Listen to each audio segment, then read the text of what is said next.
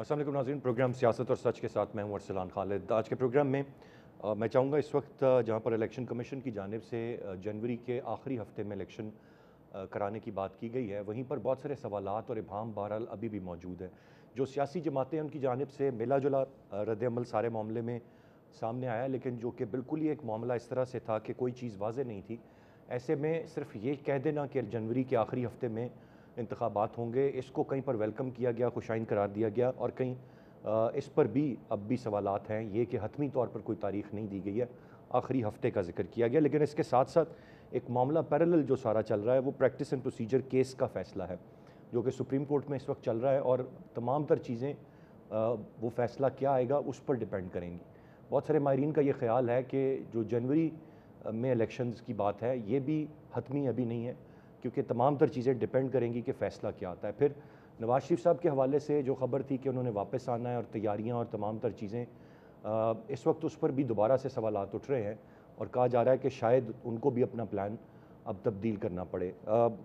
एक बड़ी हद तक गैर यकीनी की फ़िज़ा जो मुसलसल एक तवील अरसे से चली आ रही है, अगर वो गैर यकीनी के बादल थोड़े से छटते हैं तो मज़ीद पैरेलल बहुत सारी चीज़ें हैं जो सवालात खड़े करती हैं। और इस वक्त यकीनन मुख्तलिफ़ केसेस हैं, मुख्तलिफ़ रहनुमाओं पे उन तमाम तर चीज़ों का मामला भी साथ साथ चल रहा है। फिर कब इलेक्शन कमीशन हतमी तौर पर हतमी शेड्यूल देगा और कब ये सियासी जमातें इलेक्शन कैंपेन में जाएंगी, और इलेक्शन कैंपेन में क्या नारा, क्या स्लोगन इस शदीद महंगाई के वक्त में लेकर जाएंगे, ये वो तमाम तरह हम सवालात हैं जिनके जवाब मुसलसल तलाश करने की कोशिश की जा रही है, लेकिन इबाहम ही इबाहम है, इसके वाज़े जवाबात नहीं मिल रहे। पूरा का पूरा जो सियासी मंजरनामा है वो इस वक्त धुंधला है। मैं चाहूँगा तफसील से आज के प्रोग्राम में हम इन सारे पहलुओं पर बात करें। गेस्ट पार्टिसिपेंट्स का तारुफ कराता चलूँ, प्रोग्राम में मैं ज्वाइन कर रहे हैं इम्तियाज़ गुल साहब, सीनियर तज्ज़ियाकार हैं। सर बहुत शुक्रिया आपके वक्त का। आमिर इलियास राना साहब हमें प्रोग्राम में ज्वाइन कर रहे हैं, सीनियर जर्नलिस्ट और एनालिस्ट हैं। दोनों गेस्ट को वेलकम कहूँगा। गुल साहब, गुफ्तगू का आगाज़ आपसे करते हुए किस हद तक आप इम्पोर्टेंट देखते हैं इस वक्त जो इलेक्शन कमीशन ने ऐलान किया है जनवरी के आखिरी हफ्ते में इंतखाबात कराने का, क्योंकि उसके बावजूद भी सवालात उठ रहे हैं और फिर इलेक्शन कमीशन पर भी सवालात उठ रहे हैं। आप कैसे इस सारी सूरत को देखते हैं? आपको लगता है कि अब ये ऐलान ही हतमी है और जनवरी के आखिर में हमें इंतखाबात के कोई चांसेस नज़र आएंगे? देखिए, हम तो जिन लोगों ने फैसले करने हैं उनके दिल दिमाग में तो नहीं बैठे हुए कि हमें मालूम हो कि इलेक्शन नवंबर में होंगे, जो सदर आरिफ अलवी के ख़त में जिसकी ख्वाहिश का इजहार किया गया था, या फिर जनवरी में होंगे जिसकी खुशखबरी इलेक्शन कमीशन ने सुनाई है। अब तमाम माहिरीन इस मामले पे भी बटे हुए हैं कि आया इलेक्शन कमीशन ने सदर ममलिकत का हुक्म मानने से इनकार कर दिया है, और क्या वो इसके मजाज हैं कि नहीं। तो उसमें बहुत मुश्किल है इस मौके पे कहना कि कौन कितना कानूनी तो आईनी तौर पे कितना ठीक है, और ये कि आया इलेक्शन जनवरी में होंगे। मसला मेरा ख़्याल है कि ये नहीं है कि इलेक्शन कब होंगे, मसला ये है कि वो इलेक्शन होंगे कैसे, किस नौइयत के इंतखाबात होंगे, उसमें क्या तमाम जमातों को मुकम्मल तौर पे शिरकत की इजाज़त मिलेगी, उसमें पीटीआई के लोग आज़ादाना तौर पे पीटीआई के झंडे के साथ या उसके इंतखाबी निशान के साथ उसमें शिरकत कर सकेंगे। जब भी होते हैं इलेक्शन, अगर 3-4-5 महीने में इस किस्म के इलेक्शन हो भी जाएँ, तो फिर भी ये कोई मुनसिफ़ाना और शफ़ाफ़ इंतखाबात नहीं होंगे, क्योंकि जिस अंदाज़ में एक बिसात बिछाई गई है, जिस अंदाज़ में पीटीआई को बेसरोपा किया गया है, और सब पे ये बिल्कुल वाज़ेह है, मुकदमों का उनको सामना है, जेल में पड़े हुए हैं। तो इलेक्शन की जो इंटेग्रिटी है, उसके ऊपर बहुत बड़ा सवाल उठेगा जब भी इलेक्शन होंगे। उसमें इसमें तो आपको कोई शक नहीं है, इलेक्शन होने ही थे, चाहे अक्टूबर, नवंबर, जनवरी, फरवरी में हो। लेकिन असल सवाल होगा क्या इनकी इंटेग्रिटी, इनकी जो सेहत है इंतखाबात की, वो बिल्कुल गैर मुतनाज़ होगी, और उसके नतीजे में पाकिस्तान जिस सियासी इस्तेहकाम की बात कर रहे हैं, सियासी सर्टेनिटी की, यकीनी की बात कर रहे हैं, जो कि हमारी इक़्तिसादी बहाली और तरक्की के लिए बड़ी ज़रूरी है, जी क्या वो हासिल हो पाएगी, ये अभी देखना बाकी है।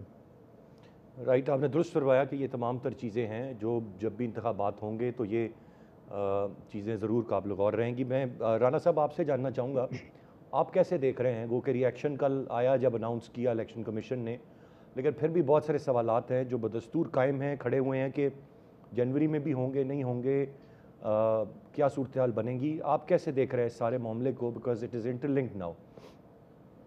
देखें, बात यह है कि जब तक इलेक्शन हो नहीं जाते, ये कहा जाता रहेगा कि इलेक्शन होंगे या नहीं होंगे, गैर जानिबदार होंगे, शफाफ होंगे, नहीं होंगे, इसमें किसी को हिस्सा लेने दिया जाएगा। भाई, हिस्सा लेने के लिए बात, मैं उन सब की बातें मानने के लिए तैयार हूँ जो लोग ये बताएं कि हमने नवाज शरीफ को इलेक्शन में जब सजा दे के हटाया गया था, तो हमने कहा था कि नहीं, उसको जेल से निकालो और इलेक्शन लड़वाओ।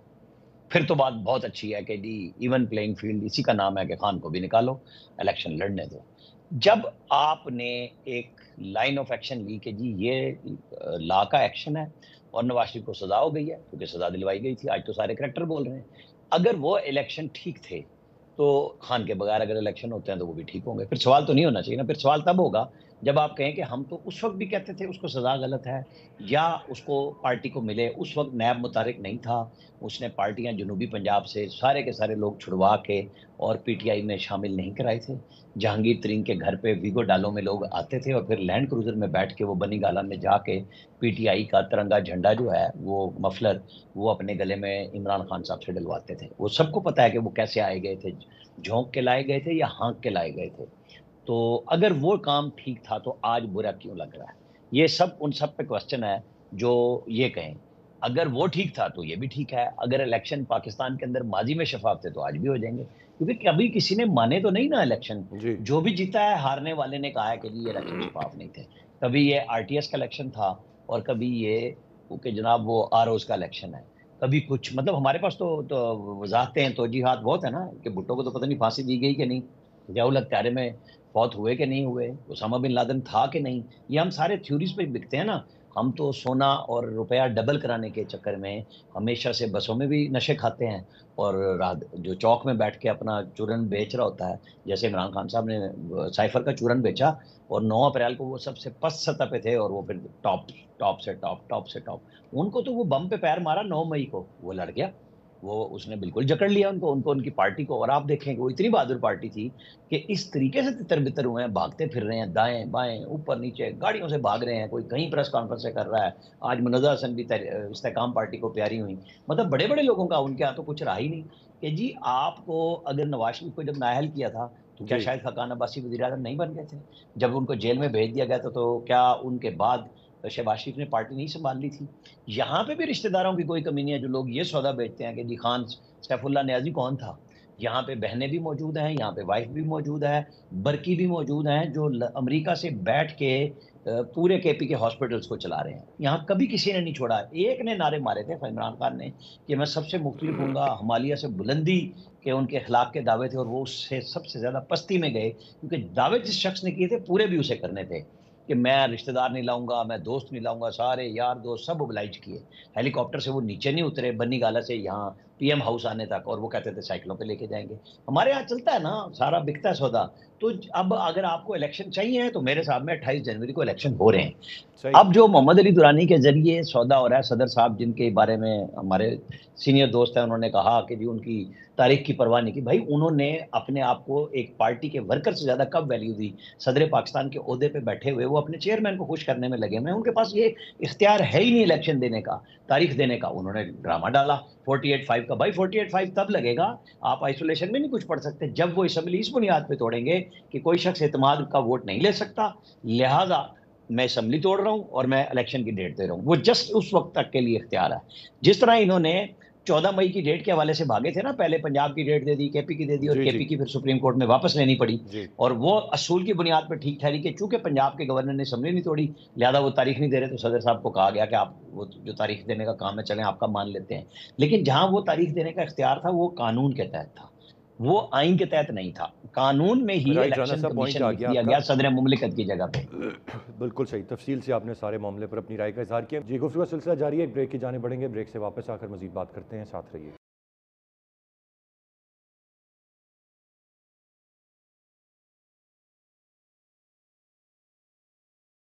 Welcome back. रियाज गुल साहब, एक और बड़ा अहम फैक्टर एक अरसे से एक पाकिस्तान तहरीक इंसाफ के chairman is behind the bars, आपने उनके हवाले से जिक्र किया, लेकिन नवाज़ शरीफ साहब की वतन वापसी पर भी मुख्तलिफ डेट्स आई हैं, मुख्तलिफ टाइम फ्रेम्स दिए गए हैं, और अब फिर दोबारा से कहा जा रहा है, ज़रा ये बता रहे हैं कि दोबारा से वो रिविज़िट कर रहे हैं, सोच रहे हैं कि आना है या नहीं आना, और आके जनवरी में इलेक्शंस हैं, अक्टूबर एंड में वो आएंगे। किस तरह से तमाम केसेस में उनको ज़मानतें मिलेंगी, या वो इलेक्शन कैंपेन का हिस्सा हो पाएंगे या नहीं। आम ख्याल बहुत सारे लोगों का ये है कि ख़त्म हो गई हुई है उनकी सियासत और अब कोई गुंजाइश उसकी नहीं रहेगी। दूसरी जानिब बहुत सारे लोग मानते हैं कि शायद वो मुल्क के अगले वज़ीर आज़म होंगे।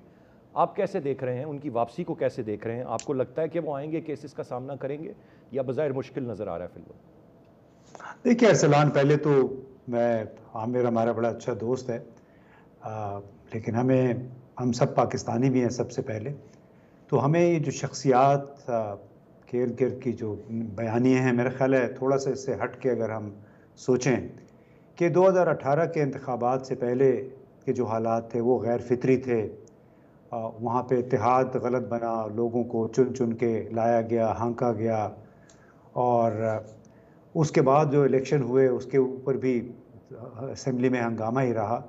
तो वो कई लोगों ने कहा कि वो गलत थे, ये भी उनमें शामिल थे कि वो चूँकि इंजीनियर्ड इलेक्शन था, तो वो अगर गलत था तो हम उसको आज के गलत वाक़यात को क्यों जस्टिफाई करें? क्या हम इससे आगे मूव नहीं कर सकते कि भाई उस वक्त जब इलेक्शन हुए थे तो पाकिस्तान मुस्लिम लीग नून के चंद लीडर जेल में थे, लेकिन उनको जो कुछ पीटीआई के साथ हुआ है, इस वक्त जितने कई हज़ार लोग अभी जेलों में हैं, इनको पता नहीं कि फ़ौजी अदालतों में उनके मुकदमे सुने जाएंगे या आम अदालतों में या एंटी टेररिस्ट कोर्ट में।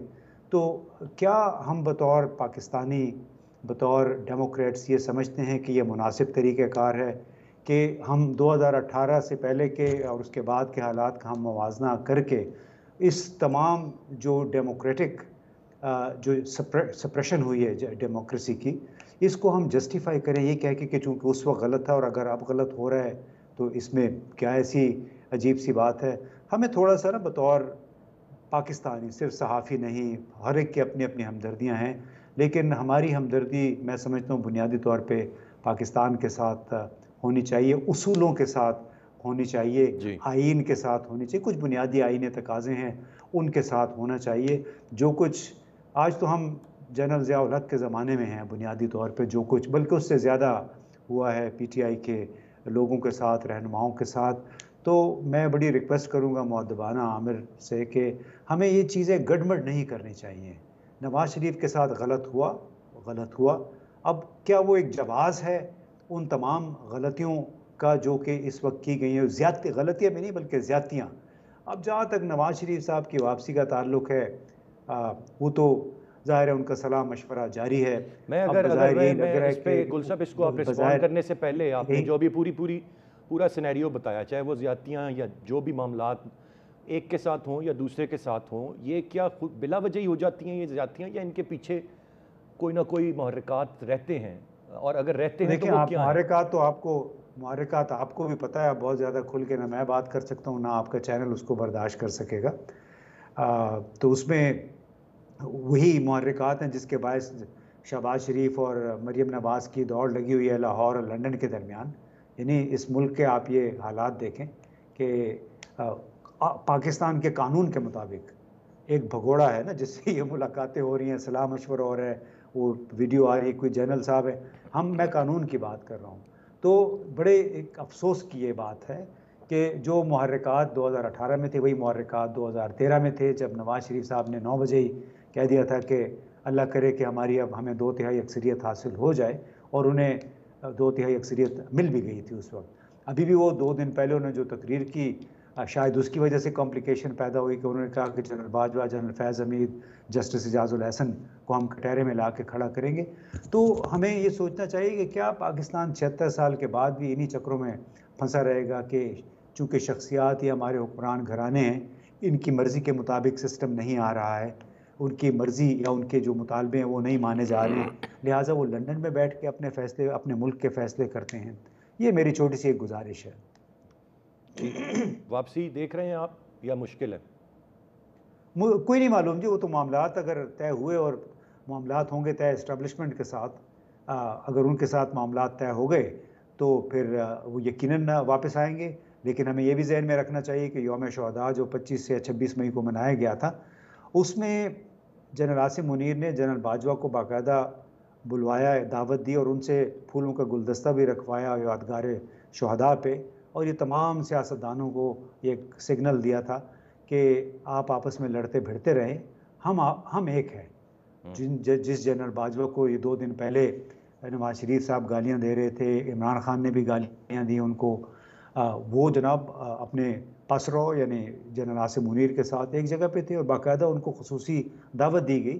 तो ये हमारे सियासतदानों को, हमारे सहाफ़ियों को, हमारे जो सिविल सोसाइटी के लोग हैं, लिखने वाले हैं, इन सबको ये सोचना होगा कि आखिर कब तक उन लोगों को हम एकोमोडेट करते रहेंगे, उनकी तारीफ़ें करते रहेंगे, क्योंकि जो मौका देखते ही पाँव पड़ जाते हैं, मौका देखते ही दूसरी तरफ चले जाते हैं, जब हुकूमत से बाहर आते हैं तो फिर वही बातें करते हैं जो आज नवाज शरीफ साहब लंदन में बैठ के कर रहे हैं। तो हमें थोड़ा सा बतौर कौम ज़्यादा मेरा ख्याल है पुख्तगी का मुजाहरा करना चाहिए। ये शख्सियात की जंग से, शख्सियात की पसंद नापसंद से हमें निकल के पाकिस्तान के लिए क्या सूट करता है उस पर बात करनी चाहिए।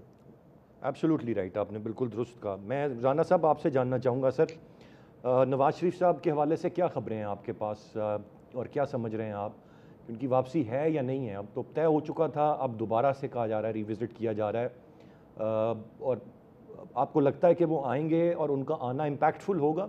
ये भी साथ बता दीजिए। देखें, इम्तियाज़ साहब बड़े भाई भी हैं और एहतराम का रिश्ता भी है, और उन्होंने जो बातें की नसीहत के तौर पे की, उन सबको मैं ऑन करते हुए बताऊंगा कि मुझे जब तज्जिया करना है ना, तो वो सामने हकायक को देखते हुए करना है।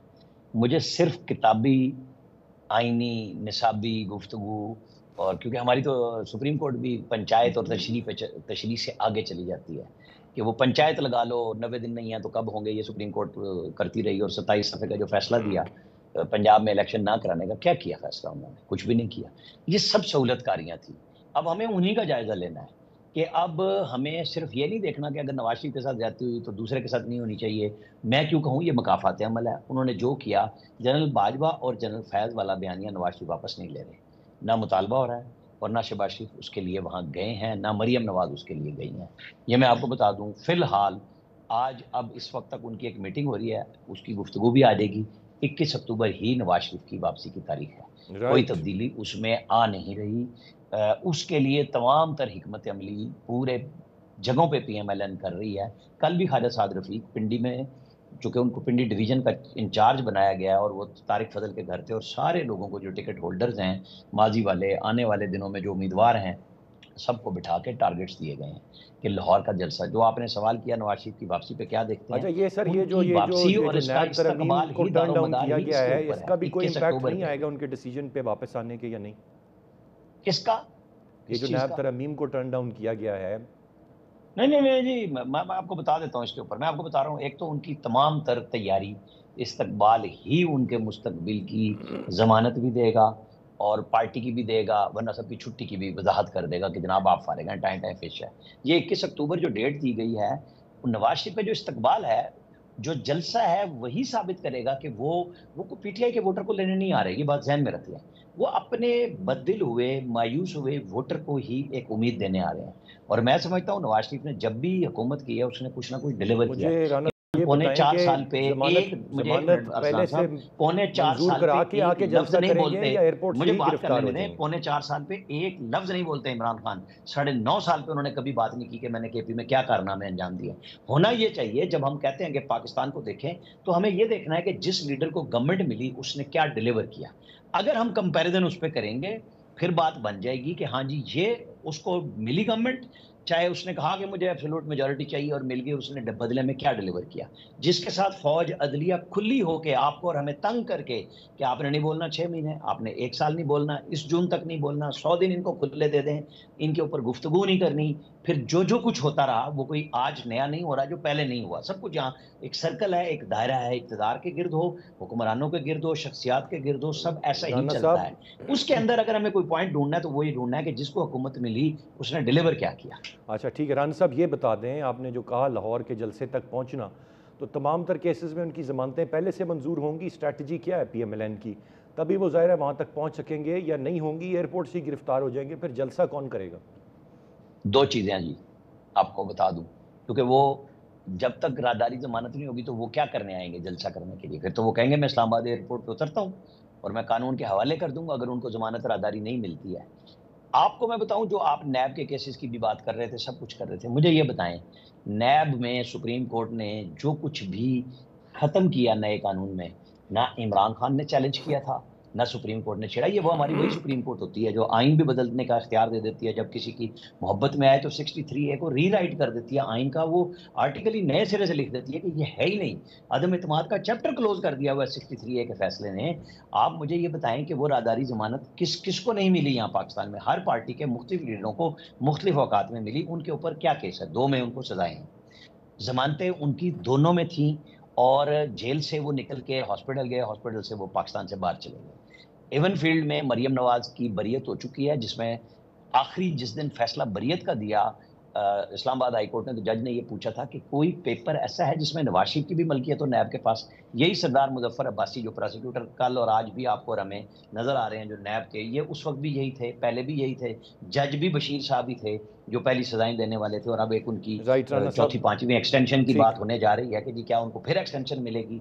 तो वो 6 वजीर आजम के केस देख चुके हैं, हमें सबका पता है कि कौन किसके पास किस होटल से क्या लिफाफा आता था, उसके पास से निकल के कौन सा अफसर किस इदारे का जाता था, और वो वीडियो आती थी। फिर जवाब नहीं होता था कि आप जज साहब के पास क्या करने आए थे। यहाँ कोई सजाएं ऐसी नहीं हुई, वो सजाएं उड़ जानी है, ये मैं आपको बता दूं। और ठीक। नैब के कानून में ओरिजिनल में जो अब बच भी गया है, जमानत भी मौजूद है और रिमांड 90 दिन का नहीं है, उसके दांत शांत निकल चुके हुए हैं, वो 30 दिन का। ये तो शुक्र पड़े PTI, इसको राइट राना अब भी साहब, सुप्रीम कोर्ट पॉइंट ने आ गया सर। इनके हक में फैसला दे के भी इनकी जो मुश्किल पैदा कर सकती थी। आज भी बुशरा बेगम जो हैं वो बेल बिफोर अरेस्ट पे मौजूद हैं, आपको पता है ना, ने भी ली इसी नए कानून के तहत। वो जो कहते हैं फायदा नहीं लिया, सबसे ठीक। पहला फायदा इन दोनों ने लिया। जी, गुफ्तगू का सिलसिला जारी है, एक ब्रेक की जाने बढ़ेंगे, ब्रेक से वापस आकर मजीद बात करते हैं, साथ रहिए।